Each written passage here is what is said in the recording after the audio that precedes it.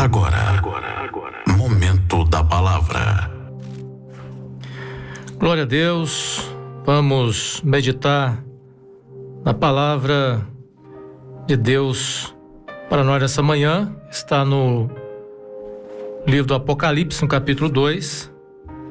Nós vamos ler a partir do versículo 1 até o versículo 7, que diz assim a palavra do Senhor. Escreva essa carta ao anjo da igreja em Éfeso. Esta é a mensagem daquele que segura na mão direita as 7 estrelas, daquele que anda entre os sete candelabros de ouro. Sei de tudo o que você faz, vi seu trabalho árduo e sua perseverança. Sei que não tolera os perversos. Examinou as pretensões do que se dizem apóstolos, mas não são, e descobriu que são mentirosos. Sofreu por meu nome com paciência, sem desistir. Contudo, tenho contra você uma queixa. Você abandonou o amor que tinha no princípio. Veja até onde você caiu. Arrependa-se e volte a praticar as obras que no início praticava. Do contrário, virei até você e tirarei o seu candelabro do seu lugar entre as igrejas. Mas há isso a seu favor. Você odeia as obras dos nicolaítas, como eu também odeio. Quem tem ouvidos para ouvir, ouça o que o Espírito diz às igrejas. Ao vitorioso darei o fruto da árvore da vida que está no paraíso de Deus. Que Deus nos abençoe na meditação dessa palavra nessa manhã. Nós estamos iniciando uma sequência de mensagem aqui no livro do Apocalipse, em especial nas 7 cartas endereçadas às 7 igrejas da Ásia. E queremos começar já dizendo a respeito do nome Apocalipse. Toda vez que nós ouvimos essa palavra Apocalipse, geralmente nós somos levados a pensar em catástrofes. Logo nós pensamos no fim do mundo, essas coisas todas. Mas na verdade, a palavra Apocalipse, ela quer dizer revelação. Ela quer dizer revelação. E é interessante, né? Que apesar de ser o livro ter o nome de revelação, ele acaba sendo um livro enigmático devido às suas muitas figuras proféticas que contém esse livro, e as muitas figuras acabam também por produzir diversas interpretações a respeito de muitos textos desse livro. E aqui eu já quero deixar uma dica para os ouvintes, que às vezes nós encontramos alguns pregadores que dizem assim: o livro do Apocalipse é muito fácil. Entender o livro do Apocalipse é muito fácil.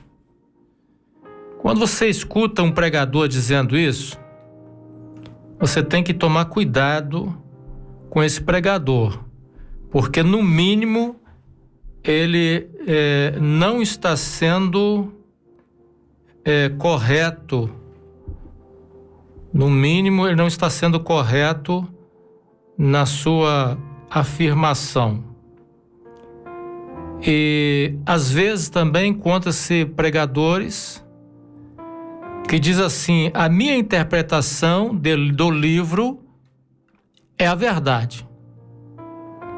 e todas as outras interpretações estão erradas. Deve-se ter cuidado com esse tipo de pessoa também.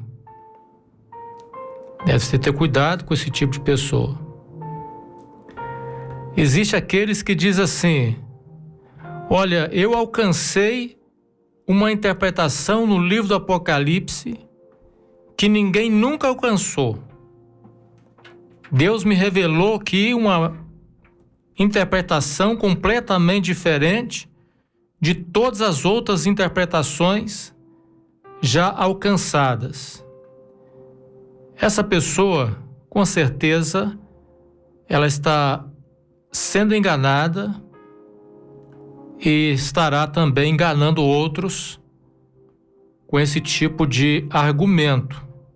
Na verdade, nós estamos entrando num livro, como já foi dito, que é um livro enigmático e que muitos alcançam interpretações diferentes, mas nós temos de fato uma mensagem de Deus nesse livro que tem o propósito de trazer para a igreja um consolo na vida espiritual da igreja. O que nós lemos aqui é uma carta, e como toda carta, ela tem o seu remetente e ela tem também o seu destinatário. E já no versículo 1 do capítulo 2, nós já encontramos aqui quem é o remetente e quem é o destinatário. O destinatário aqui é o anjo da igreja. O remetente aqui é o próprio Senhor Jesus, aquele que segura na sua mão direita as 7 estrelas e que anda entre os 7 candelabros de ouro.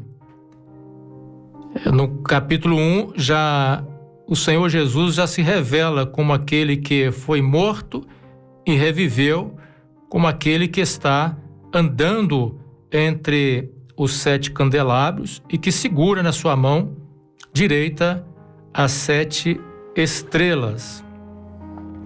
Nós não vamos entrar aqui no contexto histórico, até mesmo devido ao nosso pouco tempo que temos.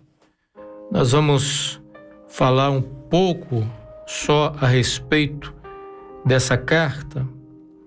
E quando nós vemos aqui o Senhor Jesus segurando na sua mão direita as 7 estrelas e andando entre 7 candelabros de ouro, nós vemos aqui que há um mistério aqui, que envolve essa figura das 7 estrelas e esses 7 candelabros de ouro.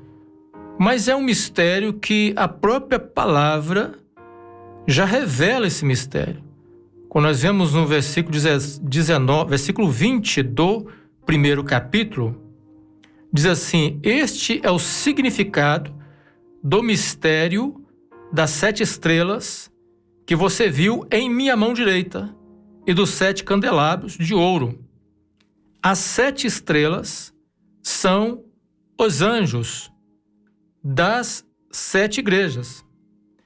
E os 7 candelabros são as 7 igrejas. Então aqui o mistério já está revelado, né? As 7 estrelas representam aqui os 7 anjos e os candelabros representam a igreja. Mas há de se perguntar: que igreja é essa? Será que a mensagem aqui foi endereçada somente àquela igreja local que existiu na cidade de Éfeso? Porque aqui a carta está endereçada à igreja de Éfeso. Será que a mensagem é somente endereçada à igreja de Éfeso? E é o que nós vamos ver aqui. A primeira coisa, a palavra de Deus, quando diz assim, a igreja de Éfeso, não é o nome de uma denominação, né? Hoje em dia nós temos a igreja cristã dividida em diversas denominações cristãs. Mas quando se refere que é a igreja de Éfeso, está referindo-se à congregação cristã que existia na cidade de Éfeso.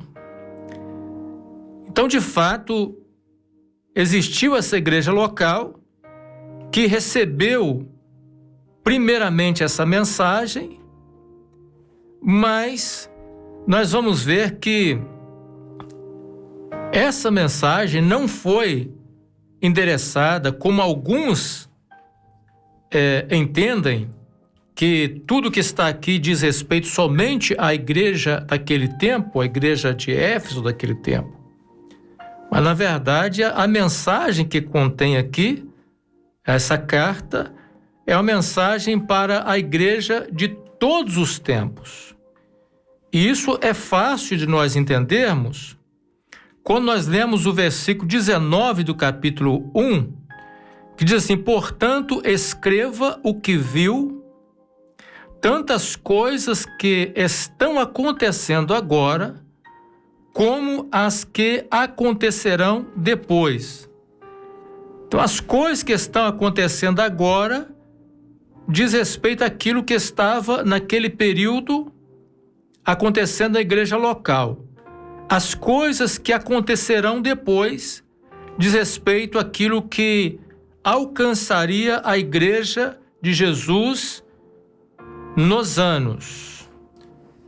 Um outro versículo que também corrobora com esse entendimento é o versículo número 7 do capítulo 2, que diz assim: quem tem ouvidos para ouvir, ouça o que o Espírito diz às igrejas. Então é uma mensagem que não foi somente para a igreja local, mas uma mensagem para as igrejas, a igreja em todo o tempo. Há uma interpretação também das 7 cartas do Apocalipse, onde a carta à igreja de Éfeso é tida como uma carta profética que descreve a história da igreja, ou seja, o início. A igreja de Éfeso seria o início da história da igreja que existiria nessa terra e que a história vai sendo desenrolada nas demais cartas até chegar na última carta de Laodiceia. Essa interpretação também, ela pode ser corroborada com o versículo 7, com o versículo 19 do capítulo 1, que nós acabamos de ler, né? Ela pode ser corroborada também, fundamentada nesse versículo. Agora, uma vez que nós identificamos que a igreja aqui não é somente a igreja local, mas a mensagem para a igreja de Jesus em todo o tempo, nós precisamos identificar agora a figura desse anjo. Esse anjo que recebe a carta. Quem é esse anjo? Algumas interpretações possíveis. Alguém diz e defende que esse anjo é um ser celestial. Eu entendo que essa interpretação é uma interpretação que não tem muito embasamento bíblico para que esse anjo seja um ser espiritual que protege a igreja. E eu digo isso porque a carta é endereçada ao anjo, e essa carta endereçada ao anjo, ela faz menção às falhas cometidas pelo anjo, o pecado cometido pelo anjo, a advertência dada ao anjo, o que não é possível aplicar aos anjos de Deus. A outra aplicação que nós temos é que esse anjo representa, na verdade, a igreja de Jesus. E parece caminhar nessa interpretação os tradutores da Bíblia NTLH, nova tradução linguagem de hoje, porque quando eles traduzem aqui, onde nós lemos a palavra "eu sei de tudo o que você faz", está na verdade no plural, né? Não está no singular, está no plural, se aplicando a todos que fazem parte da igreja. E a outra explicação para esse anjo, que creio eu ser a explicação, o entendimento majoritário, é que esse anjo, na verdade, é o líder da igreja, é o pastor da igreja. E a mensagem, ela é endereçada para a igreja, embora ela seja endereçada ao pastor, ao líder da igreja, ela tem como a finalidade não uma mensagem exclusiva para o líder, mas uma mensagem para a igreja. E isso fica claro quando nós vemos o versículo 7, quem tem ouvidos para ouvir, ouça o que o Espírito diz às igrejas. Então a mensagem não é uma mensagem exclusiva para o líder, é uma mensagem que é endereçada ao líder, porque na verdade o líder reflete a realidade da igreja, porque ele foi colocado por Deus na liderança com o propósito de orientar, com o propósito de alimentar a igreja com a palavra, com o propósito de proteger a igreja contra as heresias. Então, exatamente por isso, ele reflete aquilo que é a realidade da igreja. E nós vemos aqui, interessante, irmãos, o amor de Jesus para com os seus. Quando nós vemos aqui na palavra que Jesus está segurando na sua mão direita as 7 estrelas, o que mostra que Jesus tem um cuidado especial com os líderes, com aqueles que ele tem colocado, ele mesmo coloca na liderança da sua igreja para conduzir o rebanho. Ele tem todo um cuidado especial com esses líderes. Ele toma na sua mão, ele protege, e da mesma forma, ele cuida da igreja, da sua igreja. Ele apresenta aqui andando no meio da igreja, ou seja, a presença de Jesus, ela é real no meio da igreja. Embora alguns não sintam a presença de Jesus, devido à insensibilidade espiritual, mas Jesus está presente no meio da sua igreja, ele está presente quando a sua igreja reúne, ele cumpre a sua promessa. Quando você estiver reunido, seja 2 ou 3, eu estarei no meio de vocês. E aqui ele mostra andando no meio da igreja. E o amor de Jesus faz com que ele elogie aqui os acertos dessa igreja. Quando ele diz assim: eu sei de tudo que você faz, vi o seu trabalho árduo, a sua perseverança, sei que não tolera os perversos. Então ele está elogiando aqui essa atitude da igreja, uma igreja que trabalha com vigor, que persevera apesar das tribulações, das perseguições, uma igreja que persevera, que insiste em permanecer com Cristo. Não tolera os perversos. Examinou as pretensões do que se dizem apóstolos, mas não são, e descobriu que são mentirosos. Ele vai elogiar essa atitude da igreja, que é examinar aqueles que se dizem apóstolos e não são.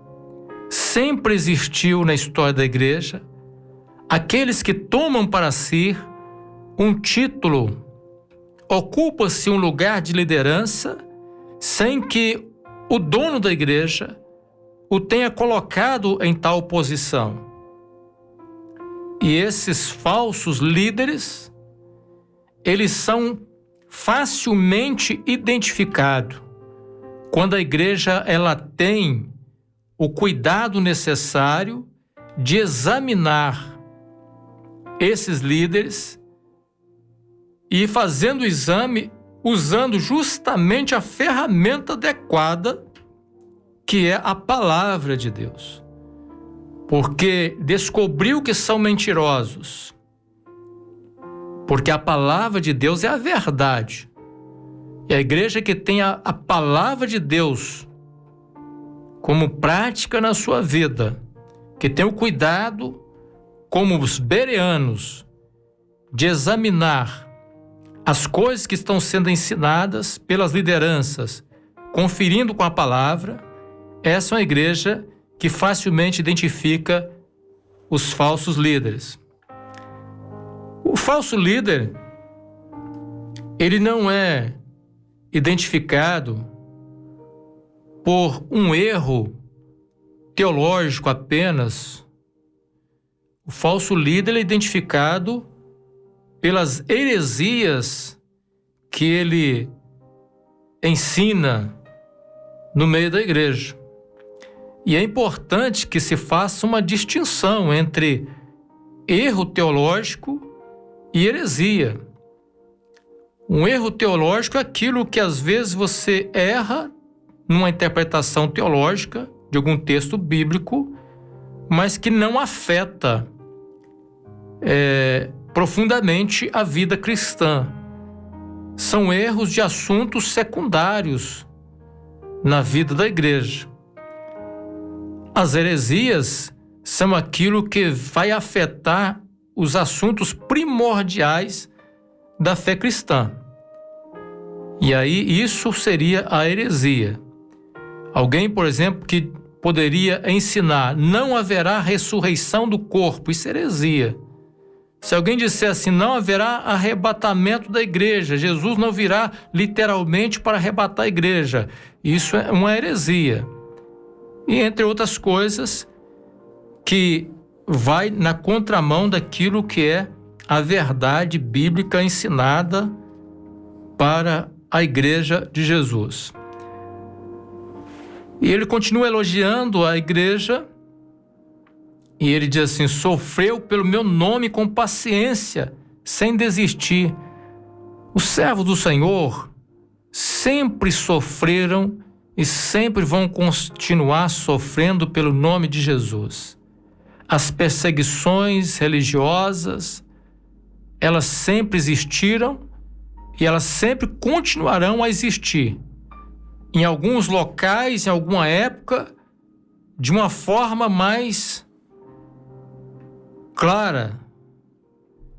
Em outras ocasiões, a perseguição será de forma velada.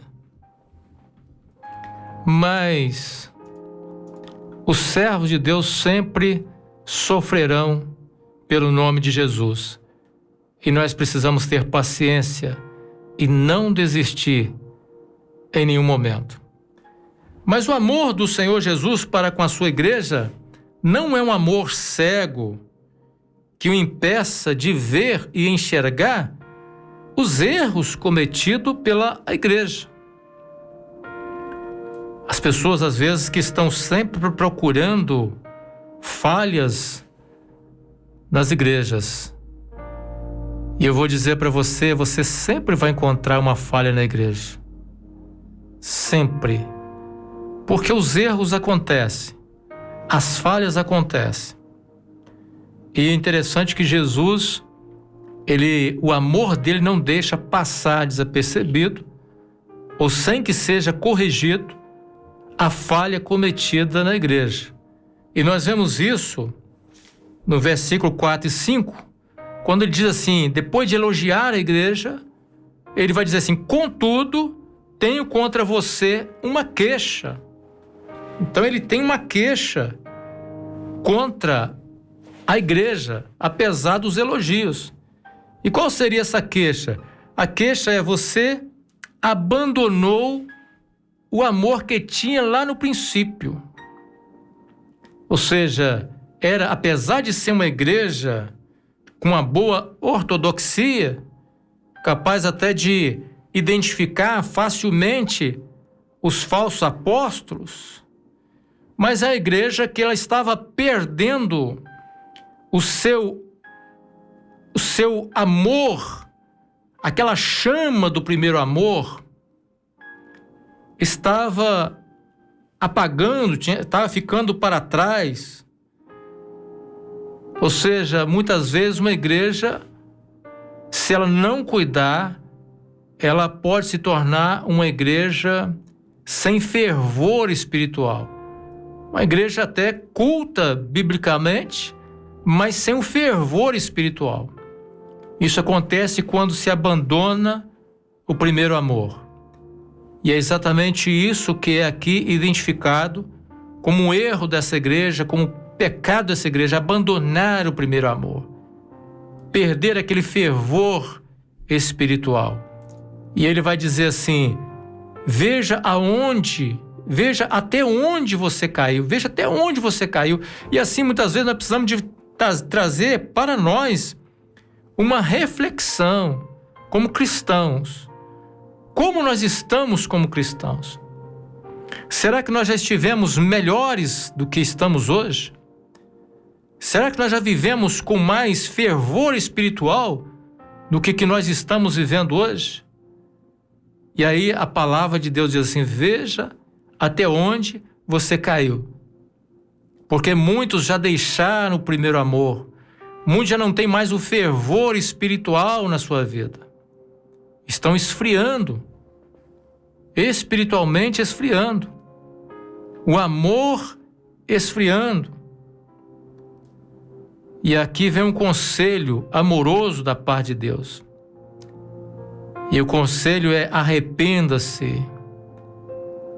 Quando você toma consciência de que você não é mais aquele cristão fervoroso, que alguma coisa está errada. Então faça uma análise, arrependa-se logo e volte a praticar as obras que no início praticava, as boas obras, as obras impulsionadas pelo fogo do Espírito, pela paixão pelo Evangelho, pela paixão pela palavra. Volte a praticar o amor a Deus em primeiro lugar e ao próximo, porque esse é o mandamento do Senhor Jesus. Porque do contrário, o Senhor Jesus aqui traz uma advertência amorosa, mas uma advertência.